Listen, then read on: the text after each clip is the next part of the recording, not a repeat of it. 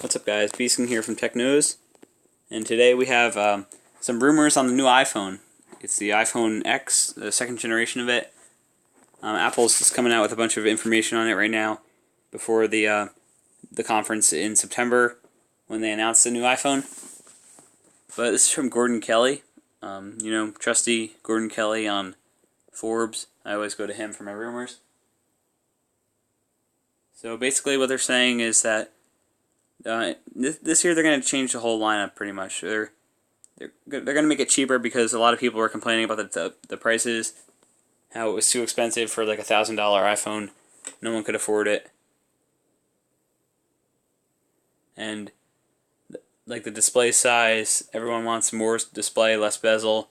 They're going to be working on that a lot, and we received some new information on the new iPhone. So this is pretty much what it says. Here's some images from the renders. So they're going to come out with a budget one, which is shown on the left, and the consumer grade one, which is on the right, which is what most people will be getting. The budget one is obviously going to have less cameras, so it only has one camera, as you can see, and the screen's not going to be as high as resolution, and the results on the Geekbench scores will obviously be lower because it'll have cheaper processor inside. So the iPhone 11, some people might call it that, or they might call it the iPhone X or iPhone 10 Plus. It's going to have 10% greater single-core score than last generation, so it'll be even faster. You know how fast the original iPhone 10 was with their amazing processor.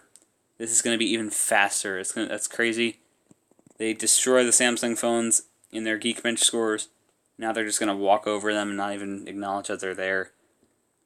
This would be the smallest generational chipset upgrade in iPhone history, but that's okay because the way their chip is right now, it's so fast that a marginal upgrade would be a lot because the number's so high. So say you have 10% of 4,000 score, you're going up 400 points.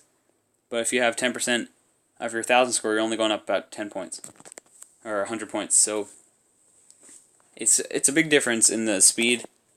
It will be noticeable. Obviously, when you're running apps, third-party apps, of course, run slower because they're not supported. They're not optimized. It's just something that's going to happen. But with this new iPhone, it should run better. So there you can see the score. It's up by 400. That's a lot for the single core. And multi-core scores going up by 800. That's really high. So Mac Rumors spoke to the Geekbench founder, and he said the results were valid. So these weren't fake results. So Apple had someone beta testing this phone, and obviously they figured out that the results are real. And people are saying that this isn't a good upgrade, but I think it's pretty good. So next is the RAM, which is something that iPhones struggle with. The RAM scores, they're just really low. You got 3 gigabytes, 4 gigabytes is pretty good. But Apple's able to optimize all their apps and use RAM very efficiently, unlike Samsung and other Android phones, which have 4 to 8 gigabytes of RAM, like the S9. So Apple is reaching towards 3 to 4 gigabytes of RAM, which is good for their phones because of the way they're run. And more information, we're on iOS 12 now, so it'll be more efficient and fluent, obviously, than the last generation on the new iPhone.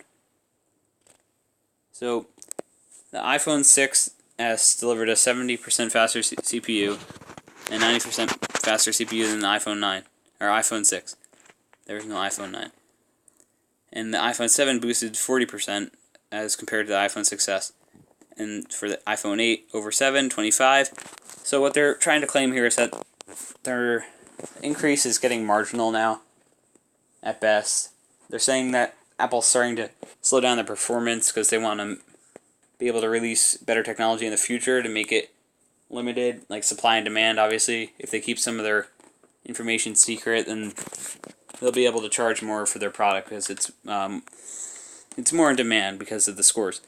So what they're saying is that Apple's kind of cheaping out. At first, with the 6 over the 6S versus 6, there's a 90% increase, which is ridiculously faster. That's almost double the speed.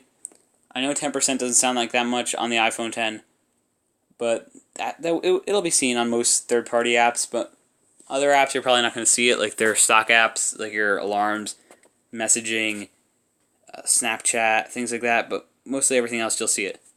So that's pretty much it for this video, guys. I just wanted to show you some of the rumor roundup of the iPhone 10 and this new information that just came out. So thanks for watching. Don't forget to like, subscribe, check out my other videos. Beast King out.